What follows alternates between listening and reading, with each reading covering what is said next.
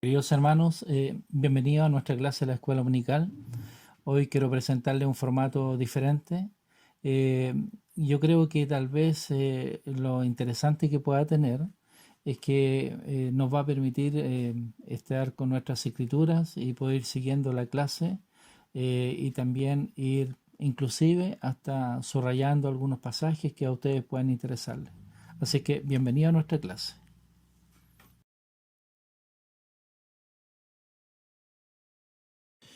El libro de Lamán comienza con la muerte del juez superior Paorán.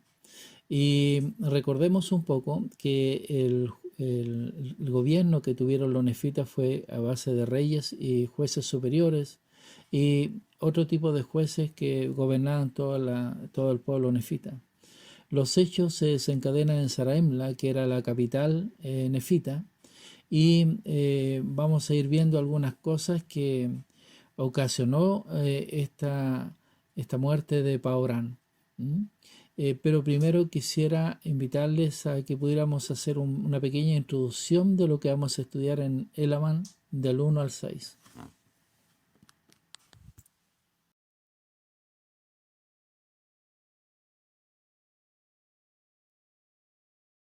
He preparado este pequeño cuadro como para poder entender un poco algunos acontecimientos. En el extremo izquierdo está Paorán, que era el juez superior y que tuvo tres hijos, Paorán, Paanki y Pacumeni. Tuvo más hijos, pero estos tres eran los que le interesaba ser juez superior. Y la voz del pueblo decidió que Paorán debería ser el juez superior. Paanki, molesto con esto, trató de alguna manera de evitar que Paorán fuera el juez superior y complotó y de alguna manera, ¿no es cierto?, fue sorprendido y fue condenado a muerte por este hecho, eh, por querer quitarle la vida a Paorán. Kishkumen, que era del grupo de Paanki, ¿no es cierto?, él decide ir y matar a Paorán. Y así ocurrió, lo asesinó.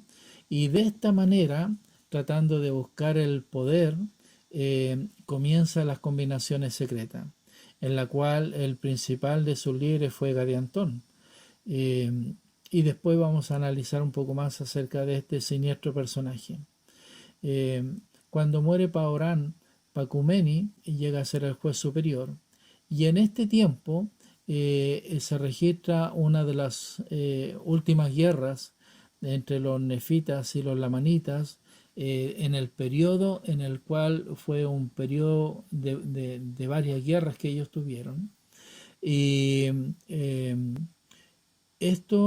Coriantún, que era el jefe de los lamanitas, atacó Saraemla, que era la capital, y ustedes en el mapa se acuerdan, estaba como en el centro del pueblo, de la nación. Y esto sorprendió mucho a los nefitas, y en este acto él mató a Pacumeni. Coriantún, que era disidente nefita, luego de eso es muerto por Moronía, que era el capitán general de los nefitas, junto a su mano derecha, que era Leí, que le cerraron el paso y que no le permitieron volver nuevamente a la nación lamanita, sino que de esta manera termina sus días Coriantún. Moronía era hijo del capitán Moroni. Bueno, cuando muere Pacumeni, es llamado un nuevo juez superior que fue Elamán, y Elamán tenía dos hijos, Nefi y Leí, que llegaron a ser grandes misioneros.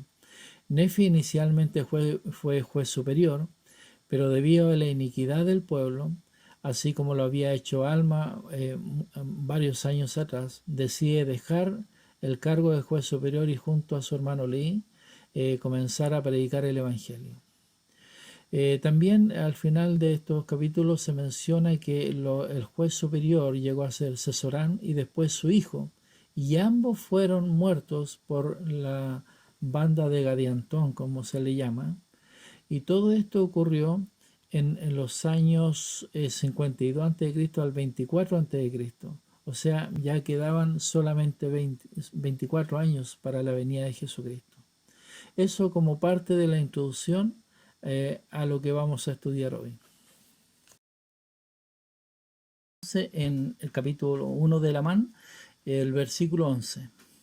Y hoy tengo el privilegio que mi hija, Gabriela, esté conmigo y ella me ayudará a leer en el día de hoy. Y volvió a aquellos que lo habían enviado, y todos hicieron pacto, jurando por su eterno Hacedor, que no dirían a nadie que Quiscumén había asesinado a Paorán. Bien, como podemos observar en este versículo, hicieron un pacto, todos juraron, ¿ya? Que no dirían nada a nadie. Y de esta manera, ¿no es cierto?, comenzaron a surgir las combinaciones secretas. Mas he aquí, Quiscumén, que había asesinado a Paorán, se puso al acecho para destruir también a Elamán, y lo apoyaron los de su banda, quienes habían concertado un pacto para que nadie supiera de su iniquidad, porque había un tal Gadiantón, el cual era sumamente experto en muchas palabras, y también en su sutileza para llevar a cabo la obra secreta de asesinato y robo. Por tanto, llegó a ser jefe de la banda de Quiscumén. Bien, entonces cuando obviamente el Amán fue elegido, el juez superior, también él quiso ir y eliminarlo, matarlo, porque su intención es que ellos pudiesen llegar al poder, ¿m? Y para sus propios fines.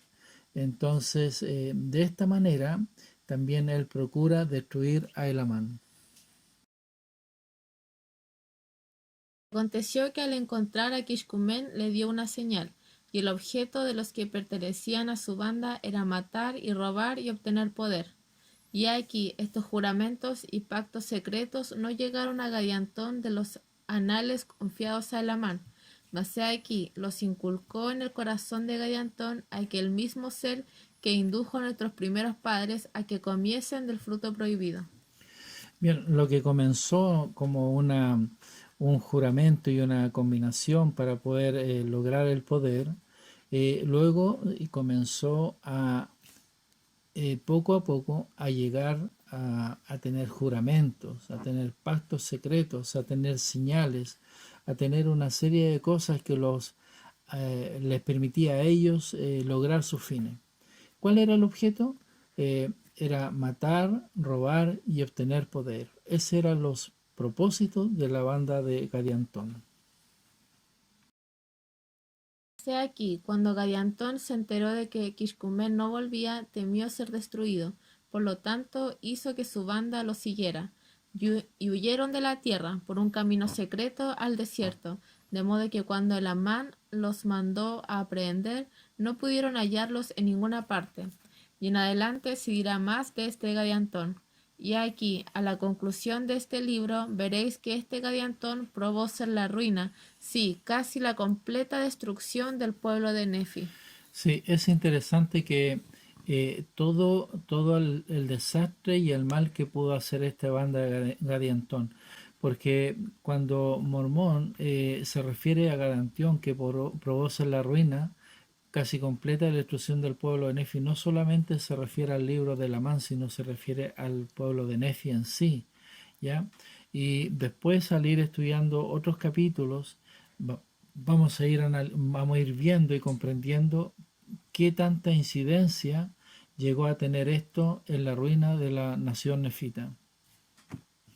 Y yo, Moroni, no escribo la manera de sus juramentos y combinaciones, porque se me ha hecho saber que existen entre todos los pueblos y se hallan entre los lamanitas, y han causado la destrucción de este pueblo del cual ahora estoy hablando, y también la destrucción del pueblo de Nefi.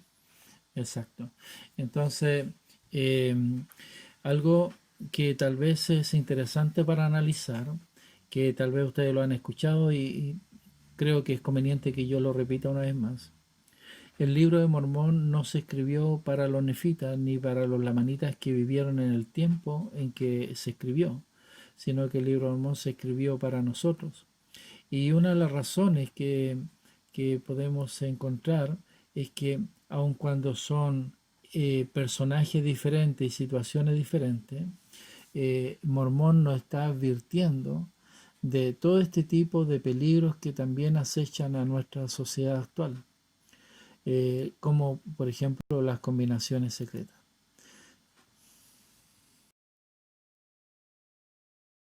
Vamos a saltarnos ahora a Elamán capítulo 6, versículos 36 y 37, porque sigue mencionando el tema de los ladrones de Gadiantón, como se les llamó, o la banda de Gadiantón. En este momento de la historia, los lamanitas se habían convertido al Señor, se habían arrepentido de todas aquellas cosas que no habían hecho bien en su vida gracias al ministerio de Nefi y Leí, y a su vez los nefitas se habían vuelto más inicuos. En este periodo del tiempo los lamanitas son justos y los nefitas son inicuos. ¿Cómo trataron los lamanitas a la banda de Gadiantón? Leamos el 36 y 37. Y así vemos que el Señor comenzó a derramar su espíritu sobre los lamanitas, por motivo de su inclinación y disposición a creer en sus palabras. Y sucedió que los lamanitas persiguieron a la banda de ladrones de Gadiantón, y predicaron la palabra de Dios entre la parte más inicua de ellos, de modo que esta banda de ladrones quedó enteramente destruida entre los lamanitas. ¿Cuál fue la gran herramienta, el gran secreto para destruir esta banda? Dice, le predicaron la palabra de Dios. Entonces la palabra de Dios fue la solución que encontraron los lamanitas para poder atacar todas estas acechanzas del adversario, en este caso reflejado como una banda de ladrones que usaban combinaciones secretas. El poder de la palabra de Dios. En la iglesia no tenemos este tipo de cosas. Sin embargo, también podemos aprender algunos principios. Y el Elder McConkie y presidente Benson nos enseñan algunas cosas interesantes. El elder Bruce R. McConkie dijo: disputas, debates, disensiones, discusiones, controversias, peleas y conflictos o contienda de cualquier tipo no tienen lugar en el Evangelio, sino que son del diablo. El Evangelio es paz, armonía, unidad y acuerdo. Bien, entonces esto es muy interesante porque eh, cuando existen disputas, debates, disensiones, es porque está allí el orgullo de por medio. No queremos reconocer o no queremos perdonar o no queremos entender un punto de vista diferente. Esto nos hace que no tengamos armonía, no tengamos paz, que es precisamente lo que el adversario busca que ocurra. Entonces, estas cosas no deben existir dentro de la iglesia. Presidente Benson mencionó lo siguiente. Hay algunos que por el momento al menos son miembros de la iglesia, pero no están en armonía con ella. Estas personas tienen una membresía y una influencia temporal en la iglesia, pero a menos que se arrepientan estarán ausentes cuando se graben los registros de los miembros definitivos.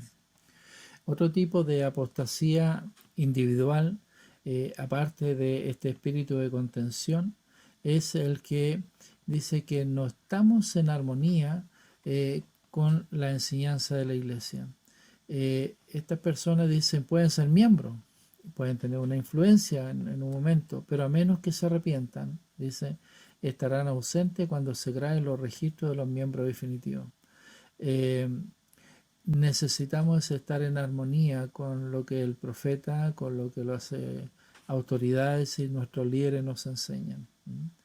Y en la armonía del Señor, su espíritu está muy lejos de las disensiones, de las discusiones y todo tipo de controversia.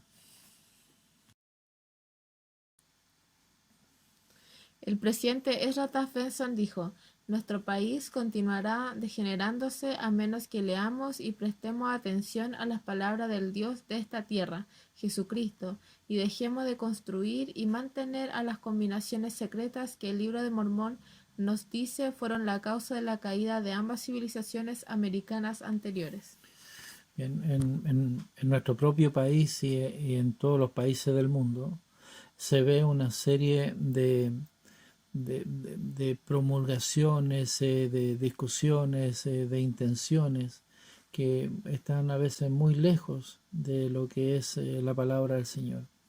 Y nuestro país, bueno, presidente Benzo se refiere a Estados Unidos, pero también se puede perfectamente aplicar a nuestro país, continuará degenerándose a menos que leamos y prestemos atención a la palabra de Dios, al de Dios de esta tierra, Jesucristo.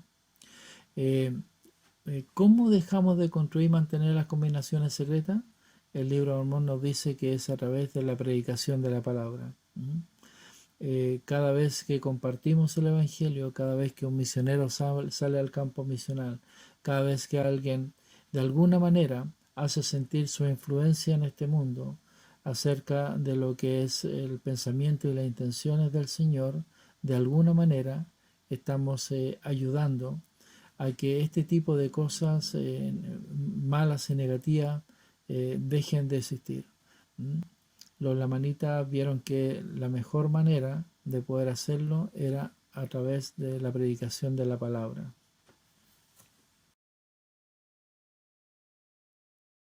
Es interesante que Mormón en su recopilación, una de las cosas que vio que estaban ocurriendo en el mundo, dentro de aquellas personas que no eran miembros o por lo menos no activos dentro de la iglesia, eran todo este tipo de combinaciones secretas. Pero ¿qué estaba pasando dentro de la iglesia? ¿Qué estaba pasando con los miembros de la iglesia en este tiempo? Vamos y analicemos el Amán 3, el versículo 1, 17 y 19. Y aconteció que en el año 43 del gobierno de los jueces no hubo contenciones entre el pueblo de Nefi, aparte de un poco de orgullo que se manifestó en la iglesia, lo que causó unas leves disensiones entre la gente. Después de haber habido grandes contiendas y alborotos y guerras y disensiones entre el pueblo de Nefi, y aconteció que hubo todavía gran contención en la tierra. El versículo 1 habla de disensiones, el 17 también de disensiones, y una disensión es una falta de acuerdo entre dos o más personas, o no aceptar una situación, no aceptar una decisión o una opinión de otra persona. ¿Por qué empezó a haber esto? Dice un poco de orgullo que se manifestó entre los miembros de la iglesia, que empezó a causar esto, esta disensión. Y para el versículo 19, dice, y aconteció que hubo todavía gran contención, o sea, ya los niveles fueron subiendo. ¿Ah? Y esto nos enseña un poco que el pueblo comenzó a degenerar en la incredulidad y en la apostasía personal. En el Amán 3 también, versículos 24 y 25, vamos a leerlo y después vamos a analizarlo. Y ocurrió que en este mismo año hubo una prosperidad sumamente grande en la iglesia, de tal modo que miles se unieron a la iglesia y fueron bautizados para arrepentimiento. Y tan grande fue la prosperidad de la iglesia y tantas las bendiciones que se derramaron sobre el pueblo, que aún los propios sumos sacerdotes y maestros se maravillaron en extremo. Es interesante que después de pasar todas las guerras que tuvieron que ocurrir, dice que una prosperidad muy grande vino en la iglesia, ¿no? La iglesia fue muy bendecida. Y fíjese que se infiere que a raíz de esto muchos se bautizaron en la iglesia, ¿no? Y para arrepentimiento, dicen su vida. Y fue grande la prosperidad de la iglesia. Hasta los sumos sacerdotes y maestros se maravillaron en extremo de tanta gente que se bautizó. Pero ¿qué pasó con ellos? Veamos un poquito más, analicemos qué ocurrió. Amán, versículos 34 y 35. Y se ensalzaron en el orgullo, al grado de perseguir a muchos de sus hermanos, y esta fue una iniquidad muy grande que hizo que la parte más humilde del pueblo sufriera grandes persecuciones y pasara muchas aflicciones. No obstante, ayunaron, lloraron frecuentemente y se volvieron más y más fuertes en su humildad y más firmes en la fe de Cristo, hasta henchir sus almas de gozo y de consolación. Sí, hasta la purificación y santificación de sus corazones, santificación que viene de entregar el corazón a Dios. Bien, entonces, dentro del pueblo de la iglesia, dice que, en sí entre los nefitas, que muchos se ensalzaron en el orgullo. ¿Por qué? En los versículos anteriores habíamos visto porque recibieron muchas bendiciones temporales, y pareciera ser que todas estas bendiciones temporales, en lugar de hacerles más humildes y más agradecidos, lo ensalzó en el orgullo. Y cuando tenemos orgullo, de alguna manera necesitamos sentirnos que somos mejores que otros, por diferentes razones, por nuestra ropa, nuestros medios, por nuestros talentos, por lo que sea. Y cuando ocurre esto, muchas veces podemos perseguir a muchos de nuestros hermanos ridiculizándolos, o de alguna manera no asociándonos con ellos. Aquí los nefitas dice que empezaron a perseguirlos. Y la parte más humilde, ¿no es cierto?, sufrió grandes persecuciones. Y esta parte más humilde podría ser gente que era de pocos ingresos, pero también puede ser gente que humilde en lo que se refiere al espíritu, y a su deseo de servir al Señor, fueron los que sufrieron grandes persecuciones. Pero fíjese cómo ellos actuaron ante esto. Hicieron 4 cosas en estos tiempos de adversidad que le ayudaron mucho. 1, ayunaron. 2, oraron frecuentemente. 3, ¿no es cierto?, fueron más firmes y más fuertes en su humildad y en la fe de Cristo.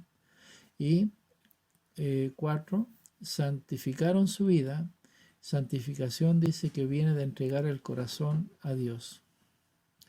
Entonces, esta es la manera como podemos sobrellevar muchas veces las dificultades, ayunando, orando, desarrollando más humildad y fe en Cristo, y santificando nuestra vida a través de entregar el corazón a Dios. Elder Maxwell enseñó lo siguiente: Es solo por rendirnos a Dios que podemos empezar a darnos cuenta de su voluntad para con nosotros. Y si verdaderamente confiamos en Dios, ¿por qué no cedemos a su omnisciencia amorosa? Después de todo, Él sabe más sobre nosotros y nuestras posibilidades que nosotros mismos. Pareciera ser que la intención del Señor es que nosotros nos sometamos a su voluntad de una manera libre, de una manera por nosotros mismos. Pero muchas veces Él busca medios para que nosotros podamos llegar a ser más humildes. ¿Por qué es tan importante someternos a la voluntad del Señor? Porque el someternos a su voluntad indica absoluta confianza y fe en Él, porque sabemos que Él desea lo mejor para nosotros. Y Él inclusive a veces sabe mejor que nosotros las posibilidades o las bendiciones que podríamos tener si fuéramos 100% humildes y confiáramos 100% en Él. Sí, vemos que todo aquel que quiera puede asirse a la palabra de Dios, que es viva y poderosa, que partirá por medio de toda la astucia, los lazos y las artimañas del diablo, y guiará al hombre de Cristo por un camino estrecho y angosto, a través de ese eterno abismo de miseria que se ha dispuesto para hundir a los inicuos. Y depositará su alma, sí, su alma inmortal, a la diestra de Dios en el reino de los cielos, para sentarse con Abraham, con Isaac y con Jacob, y con todos nuestros santos padres, para no salir más. Sí, cuando Nefi leí decían en predicar el Evangelio, saben que la única manera en la cual el pueblo puede llegar a arrepentirse es predicándole la palabra. Y la palabra tiene efectos inmediatos y bendiciones eternas para nosotros. Una de esas dice que la palabra de Dios partirá por medio de toda la astucia, los lazos y las artimañas del diablo. Es decir, si nosotros estamos en armonía con la palabra de Dios, el diablo no va a tener poder para engañarnos. 2, guiará al hombre de Cristo por un camino estrecho y angosto. Lo guiará por un sendero que sea más seguro, un sendero que sea más adecuado para que no tenga que sufrir cosas que no es necesario que tenga que sufrir. Así como Leí y su familia fueron conducidos por los parajes más fértiles en su viaje cuando salieron de Jerusalén. Eh, la palabra nos bendecirá para que podamos seguir el camino estrecho y angosto. Y 3 dice, depositará su alma a la diestra de Dios. Qué maravillosas bendiciones de la palabra de Dios en nuestra vida. Cuando estuvimos leyendo que los miembros más humildes y fieles santificaron su vida,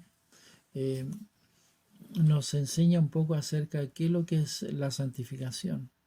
Y vamos a leer y vamos a analizar un poco estas escrituras que nos hablan con relación a la santificación.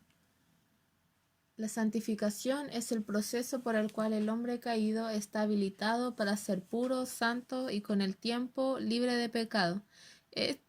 Esto no es posible hacerlo por nuestra cuenta. No somos capaces de hacerlo como mortales caídos, pero con la ayuda de Cristo que vino al mundo, a Jesús para ser crucificado por el mundo y para llevar los pecados del mundo y para santificar al mundo, podemos limpiarnos de toda maldad. Mientras que la expiación del Señor Jesucristo hace posible nuestra santificación, el proceso real de la santificación se logra por el Espíritu Santo, que actúa como un purificador o limpiador. Entonces, algunas de las cosas que se desprenden de estas escrituras es que la santificación, primero, es un proceso que no somos capaces de por nosotros mismos ser santificados, sino gracias a la expiación de Jesucristo. Y esta santificación se va a lograr en la medida en que el Espíritu Santo actúe como un limpiador o un purificador en nuestra vida. El seguir sus susurros, el poder actuar bajo las impresiones del Espíritu, nos va a ayudar en este proceso de santificación, pero que no somos capaces de hacerlo nosotros, sino gracias a la expiación de nuestro Señor. Y de así podemos limpiarnos de toda maldad, como dice Doctrina y Convenio. En los años 38 al 35, porque recuerden que vamos descontando, porque vamos acercándonos al año 0, que es la venida de Jesucristo al pueblo nefita. En estos años, los nefitas continúan con el orgullo y persiguen a los justos. Existe más contienda, mayores pecados. Los disidentes son expulsados de la tierra, que son nefitas que rechazan sus creencias y deciden ellos al final llegar a ser una especie de apóstata y enemigo del pueblo nefita. Salían con los lamanitas, incitan a la guerra a los lamanitas contra los nefitas. Los lamanitas conquistaron muchas tierras nefitas, interesante, incluyendo la tierra Saraemla y la tierra Abundancia. Al revisar el mapa, la tierra Abundancia está en la parte norte de la nación nefita, es decir, fueron capaces de llegar hasta la parte norte en estas batallas que tenían, y hubo muchas pérdidas de vidas, pero todo esto pasó porque los nefitas se olvidaron del Señor. Versículos 12 y 13 de Labán 4. Y fue por el orgullo de sus corazones, por razón de sus inmensas riquezas. Sí, fue a causa de haber oprimido a los pobres, negando su alimento a los que tenían hambre, y sus vestidos a los que estaban desnudos, e hiriendo a sus humildes hermanos en sus mejillas, burlándose de lo que era sagrado, negando el espíritu de profecía y de revelación, asesinando, robando, mintiendo, hurtando, cometiendo adulterio, levantándose en grandes contiendas y desertando y yéndose a la tierra de Nefi entre los lamanitas. Y a causa de su gran perversidad y su jactancia de su propio poder, fueron abandonados a su propia fuerza, de modo que no prosperaron, sino que los lamanitas los afligieron, e hirieron y echaron delante de ellos, hasta que los nefitas habían perdido la posesión de casi todas sus tierras. O sea, es interesante porque ellos llegaron a obtener enormes riquezas, y estas riquezas, ¿no es cierto?, a veces pueden ser una bendición y a veces pueden ser una maldición. Son una bendición si nos hacen ser más agradecidos y más humildes, y si podemos prestar ayuda a los necesitados, eh, más cerca de las cosas que son sagradas, pero puede ser una terrible maldición si esto nos hace jactarnos y nos hace alejarnos de Dios y nos hace llenarnos nuestro corazón de orgullo. ¿Qué resultó? Que fueron abandonados a su propia fuerza, es decir, ya no tenían el apoyo ni la fuerza del Señor. ¿Y qué pasa cuando no tenemos la fuerza del Señor a nuestro lado? Bueno, pueden pasarnos muchas cosas, como a los nefitas, que fueron afligidos, fueron heridos, fueron echados, hasta que habían perdido prácticamente casi todas sus tierras. El Amán 4 nos presenta el siguiente escenario. Los nefitas comienzan a arrepentirse, tal vez no por la razón correcta, porque empezaron a tener tanto temor que comenzaron a arrepentirse de sus iniquidades. Leamos algunos versículos. Y sucedió por motivo de la magnitud del número de los lamanitas que los nefitas temieron en gran manera, no fuese que los vencieran y fueran hollados y muertos y destruidos. Sí, empezaron a recordar las profecías de Alma y también las palabras de Mosía, y vieron que habían sido una gente dura de cerviz y que habían despreciado los mandamientos de Dios y que habían alterado y hollado con los pies las leyes de Mosía. Y por motivo de su iniquidad la iglesia había empezado a decaer, y comenzaron a dejar de creer en el espíritu de profecía y en el espíritu de revelación, y los juicios de Dios se cernían sobre ellos. Y vieron que se habían vuelto débiles como sus hermanos los lamanitas, y que el espíritu del Señor no los preservaba más.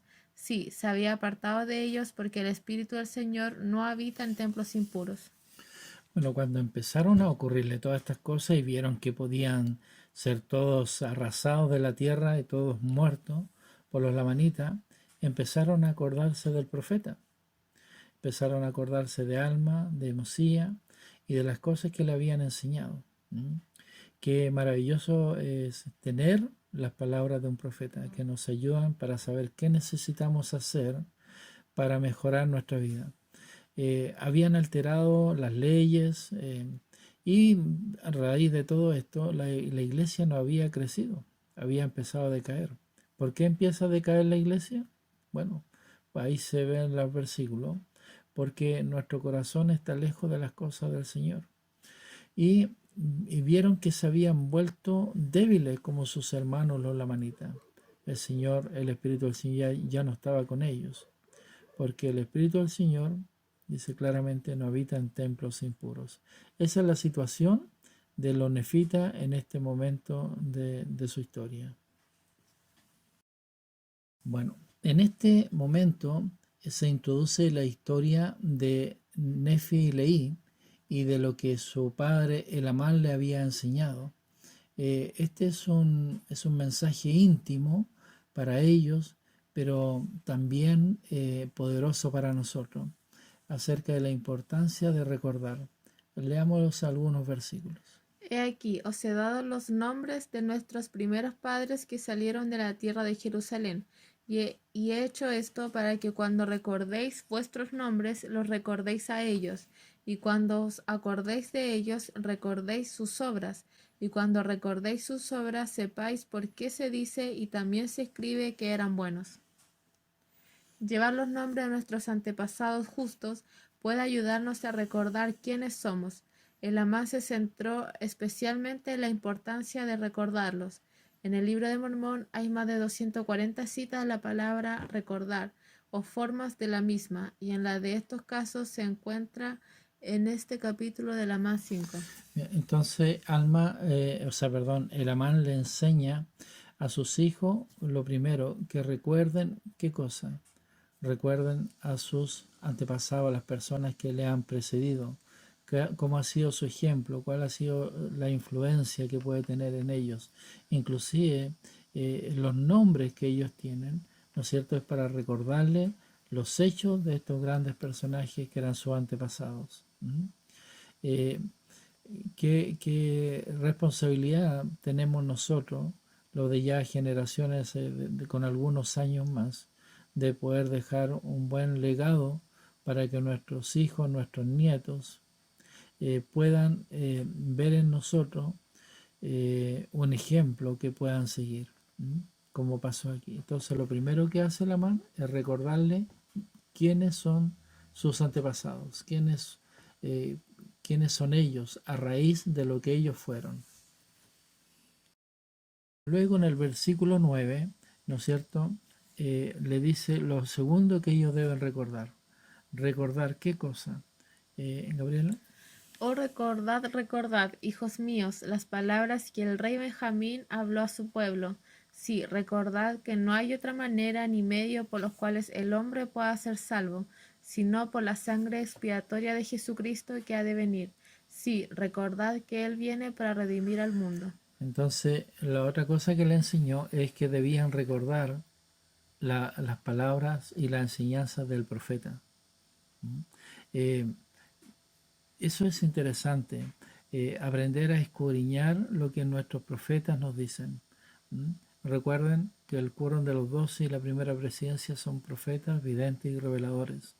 Y es bueno eh, ver los videos, es bueno ver citas de ellos, pero también es bueno eh, poder estudiar sus discursos, ¿ya? Ver, ¿no es cierto?, aquellas cosas que ellos desean entregarnos, recordar las palabras, ¿no es cierto?, del profeta. Ese fue el segundo consejo que le dio el Amán a sus hijos. Finalmente, ¿qué es lo más importante que debían recordar? Era la expiación de Jesucristo. Recordad que no hay otra manera ni medio por los cuales el hombre pueda ser salvo, sino por la sangre expiatoria de Jesucristo, que ha de venir. Sí, recordad que Él viene para redimir al mundo. Entonces, estas eran las tres cosas que debían recordar. Recordar quiénes eran sus antepasados, quiénes eran aquellas personas que habían sido una influencia en ellos. Recordar la voz del profeta, las cosas que el profeta les tenía para enseñar. Y también, lo más importante, recordar a nuestro Señor Jesucristo y su sangre expiatoria. Presidente Kimba le enseñó lo siguiente. Cuando busca en el diccionario la palabra más importante, ¿sabe usted lo que es? Podría ser recordar. Debido a que todos nosotros hemos hecho convenios, nuestra mayor necesidad es recordar. Es por eso que todo el mundo va a la reunión sacramental cada domingo a tomar el sacramento y escuchar a los sacerdotes orar para que podamos recordarles siempre y para que guardemos los mandamientos que Él nos ha dado. Recuerda es la palabra. Exacto. En ambas oraciones dice recordarle para que siempre y para que guardemos los mandamientos que Él nos ha dado. Entonces, eh, ese es uno de los mayores propósitos de la Santa Cena, recordar la expiación de nuestro Señor Jesucristo, ¿m? Y renovar nuestros convenios que hemos hecho con Él. En el Avan 5 nos enseña algo precioso y hermoso. Recuerden que Nefe y Leí llegaron a ser grandes misioneros, hicieron cosas realmente muy sorprendentes y lograron cosas muy sorprendentes. Y el versículo 13 es una de las cosas que nos indica por qué llegaron a ser tan grandes misioneros. Y sucedió que estas fueron las palabras que el Amán enseñó a sus hijos. Sí, les enseñó muchas cosas que no se han escrito y también muchas cosas que están escritas. Entonces, el Amán enseñó a sus hijos, le enseñó mucho. Es interesante porque en un momento el Amán era el juez superior, estaba a cargo de la iglesia, tenía muchas responsabilidades, muchas cosas para hacer y seguramente cuando él llegaba a su casa llegaba como todos nosotros cansados, ¿no es cierto?, agotados por el día de trabajo, pero él tuvo siempre, ¿no es cierto?, en su mente y en su corazón enseñar a sus hijos y muchas cosas le enseñó.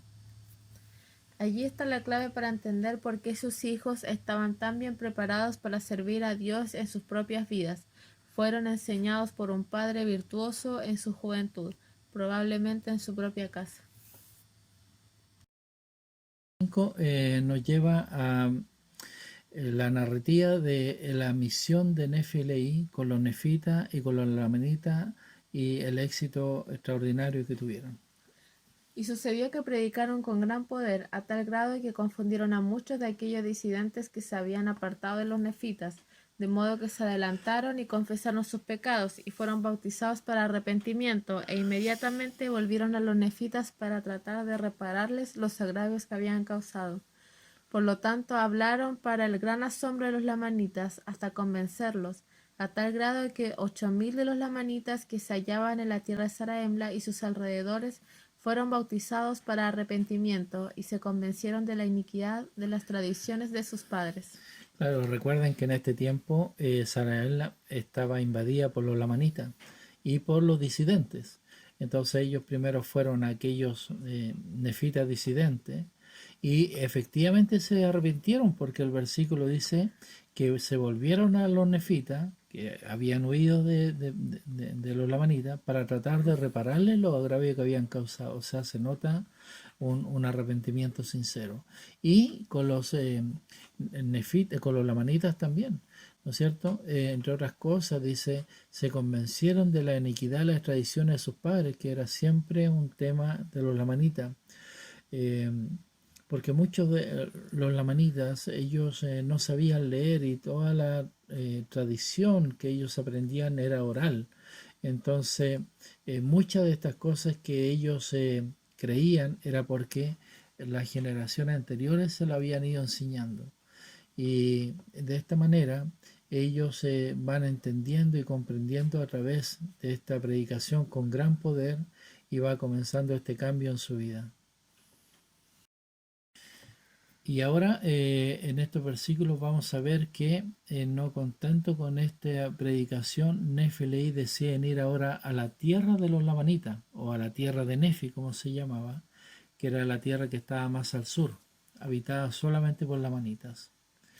Y sucedió que Nefi y Leí partieron de allí para ir a la tierra de Nefi, y aconteció que los capturó un ejército lamanita, y los echaron en la prisión, sí, en la misma prisión en que los siervos de Limi habían echado a Amón y sus hermanos.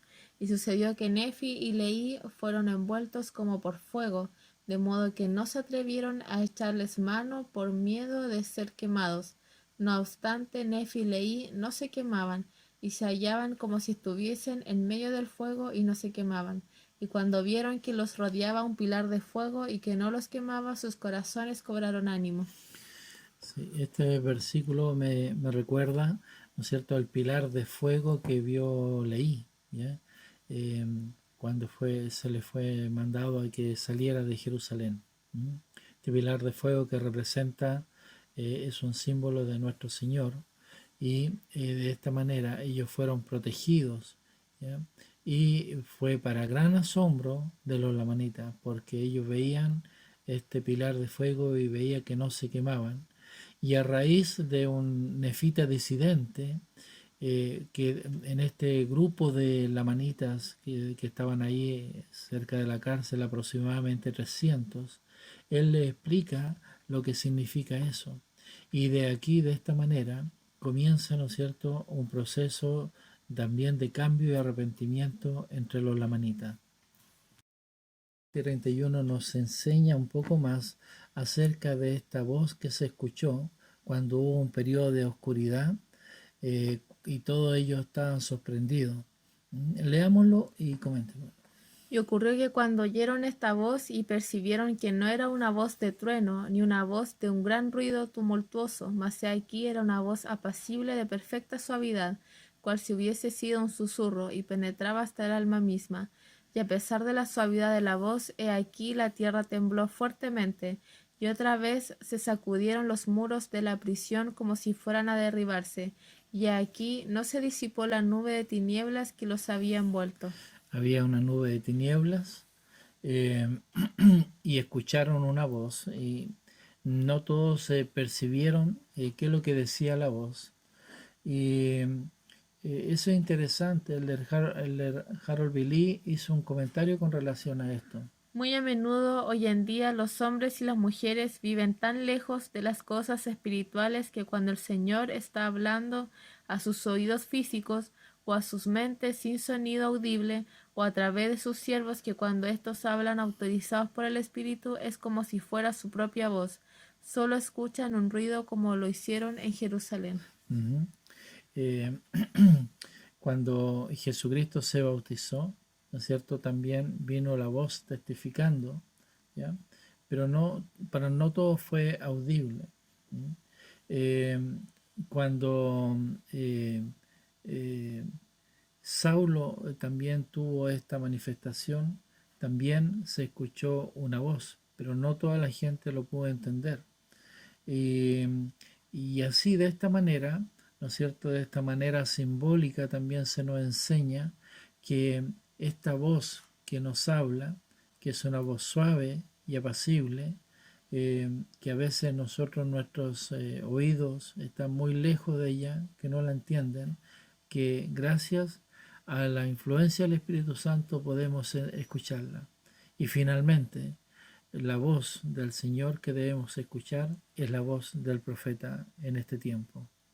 También se puede aplicar para eso. Me gustaría volver ahora para terminar ya casi la clase comentando tal vez uno de los versículos más impresionantes y maravillosos, que es el versículo 12. Y vamos a dividir el versículo y vamos a analizarlo en dos partes. Y ahora bien, recordad, hijos míos, recordad que es sobre la roca de nuestro Redentor, el cual es Cristo, el Hijo de Dios, donde debéis establecer vuestro fundamento. Bien. En esta votación, el Amán repitió los verbos acordar y recordar 13 veces. ¿Ya? Y hay algo interesante del hebreo sacar, que significa acordar o recordarse. El concepto hebreo para recordar también significa prestar atención y obedecer o actuar sobre lo que has recordado. Entonces, la intención cuando se dice recordar es no solamente volver a nuestra mente, sino también volver a la convicción y al compromiso de la obediencia. Entonces, ese también es la intención que está implícita en la oración de la Santa Cena, para recordarle siempre. Con esa es la intención que se debe recordar. 4, versículos 11 y 15, se refiere a Jesucristo de dos maneras, como el Hijo o como la roca. Y vamos a leer estos versículos. Así pues, amados hermanos, reconciliaos con Él por medio de la expiación de Cristo, su unigénito Hijo. Los judíos, ellos rechazarán la roca sobre la cual podrían edificar y tener un fundamento seguro. En hebreo, la palabra hijo y la palabra roca tienen una fonética muy parecida, donde hijo es ben y roca o piedra eben, y las cuales muchas veces, ¿no es cierto?, eh, eh, llegan a ser prácticamente lo mismo. Y cada uno de los profetas en el Antiguo Testamento, en el libro de Mormón, mencionan a Jesucristo y dicen que Él es la roca, nuestra roca y nuestro redentor. Después de esto, vamos a terminar con el versículo en el Amán 5:12. Para que cuando el diablo lance sus impetuosos vientos, sí, sus dardos en el torbellino, sí, cuando todo su granizo y furiosa tormenta os azoten, esto no tenga poder para arrastraros al abismo de miseria y angustia sin fin, a causa de la roca sobre la cual estáis edificados, que es un fundamento seguro, un fundamento sobre el cual si los hombres edifican no caerán. Es interesante que el versículo nos dice si es que el diablo lanza sus impetuosos vientos. No es un condicional. Este versículo dice que en algún momento de nuestra vida, cada uno de nosotros tendrá que pasar por estos impetuosos vientos, por estos torbellinos, por este granizo, por esta furiosa tormenta.